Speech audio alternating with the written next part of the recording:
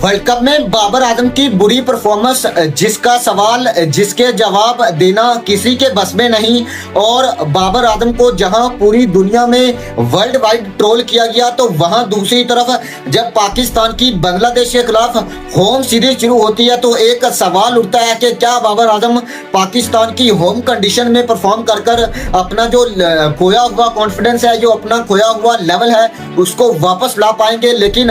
जब पाकिस्तान और बांग्लादेश के दरमियान 21 अगस्त से रावलपिंडी में दूसरा टेस्ट मैच शुरू होता है, तो फिर बाबर आजम ना तो वहां चलते हैं और पाकिस्तान की टीम बांग्लादेश के हाथों 10 विकेटों की एक बड़ी शिकस्त झेलती है। और बाबर आजम पहले मैच में की पहली इनिंग में जहां बगैर किसी रन बनाए आउट होते हैं, तो वहीं दूसरी इनिंग में भी उस तरीके से एक बड़ा कमाल कर नहीं दिखाते और अपने होम ग्राउंड के ऊपर बाबर आजम ना सिर्फ बुरी तरीके से एक्सपोज होते हैं, ना सिर्फ बुरी तरीके से फ्लॉप होते हैं, बल्कि बाबर आजम एंड कंपनी पाकिस्तान को टेस्ट मैच ड्रॉ करवाना तो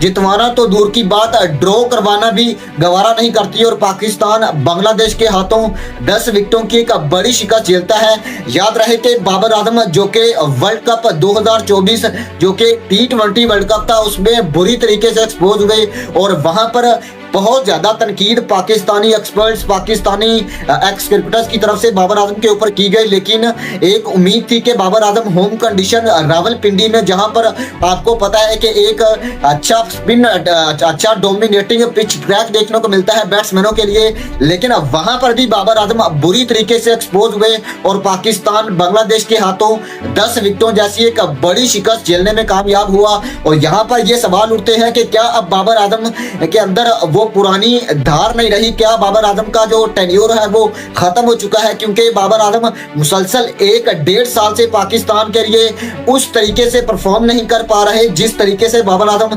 आते वक्त बाबर आजम ने अपना नाम बनाया था, अपने आप को दुनिया में एक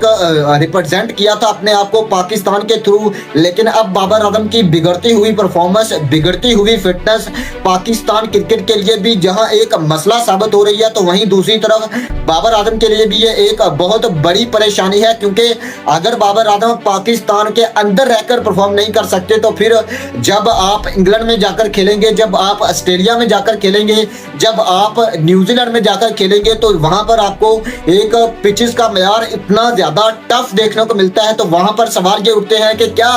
बाबर आजम वहां पर पाकिस्तान के लिए परफॉर्म कर पाएंगे? क्योंकि अब इस परफॉर्मेंस को देखते हुए सवाल बहुत बड़े उठने शुरू हो गए हैं बाबर आजम के ऊपर और बाबर आजम की पाकिस्तान के अंदर शमूलियत के ऊपर। क्योंकि जहां इससे पहले एक ये सवाल था कि बाबर आजम को कप्तानी से क्यों हटाया गया, तो वहीं अब दूसरी तरफ ये सवाल उठना शुरू हो गया है कि अब बाबर आजम की पाकिस्तान टीम में जगह के ऊपर भी सवाल उठने शुरू हो गए हैं। क्योंकि आप पिछले 2-3 माह से देखें तो बाबर आजम मुसलसल स्ट्रगल करते हुए दिखाई दे रहे हैं। चाहे आप ओडीआई में देख लें, चाहे आप टेस्ट में देख लें, चाहे आप T20 में देख लें, बाबर आजम बुरी तरीके से एक्सपोज हुए हैं। और बांग्लादेश के खिलाफ जहां पर आपके पास, आपके सामने ना तो मिचेल स्टार्क थे, जहां पर आपके पास ना तो जोश हेजलवुड थे, जहां पर आपके सामने ना तो जसप्रीत बुमराह थे, बल्कि एक सॉलिड और आई थिंक एक डिसेंट भी नहीं कह सकते, एक हल्का पेस अटैक था और एक हल्का स्पिन अटैक था। अगर आप इनके सामने भी कुछ नहीं कर सकते, तो फिर